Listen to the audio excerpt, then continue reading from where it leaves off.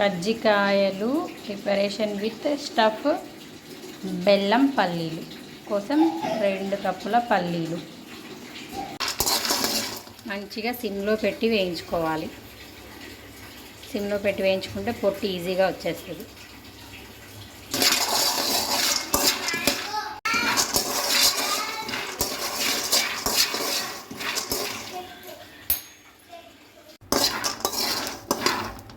చూడండి, పల్లీలు బాగా వేగాయి. ఇప్పుడు వీటిని దించుకొని పొట్టు తీసుకోవాలి.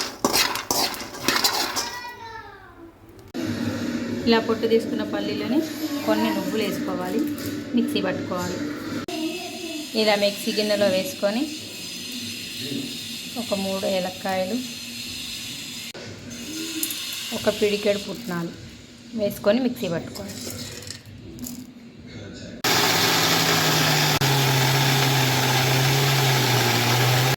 ఇలా పౌడర్ అయ్యాక దీంట్లో బెల్లం వేసి కలుపుకోవాలి. బెల్లం కప్పున్నర బెల్లం. ఈ కప్ నిండుగా ఉంది, ఇది 1/2 కప్. పల్లి పౌడర్లోకి బెల్లం వేసి మొత్తం మెత్తగా కలుపుకోవాలి. స్టఫ్ రెడీ అయింది. ఇలా పొడి పొడిగా ఉంటేనే బెల్లం పగిలిపోదు. స్టఫ్ రెడీ అయింది. 2 కప్పుల గోధుమ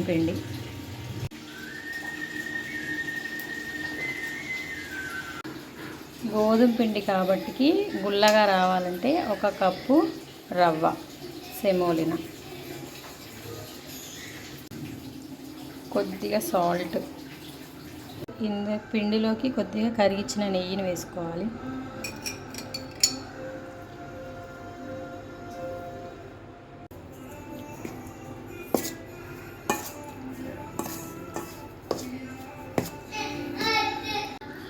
ఇప్పుడు ఇలా వాటర్ పోసుకొని పిండిని గట్టిగా కలుపుకోవాలి.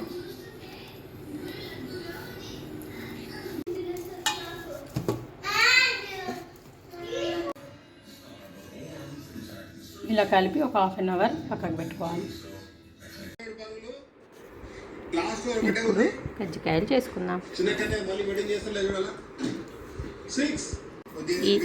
ఇలా పూరీ చేసుకొని కజ్జికాయ చెక్కలో పెట్టుకొని ఇందులో ఇది వేసుకొని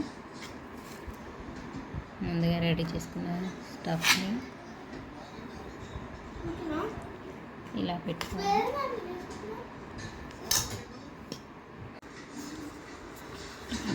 ఇలా ప్రెస్ చేసుకొని ఈ ఎక్స్ట్రా పిండిని తీసివేసి మళ్ళీ వెంటనే చేసుకోవాలి.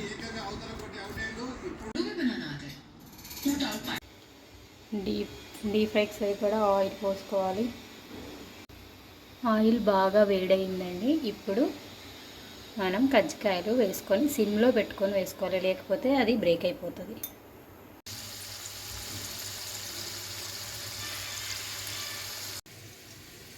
టేస్టీ కజ్జికాయలు రెడీ.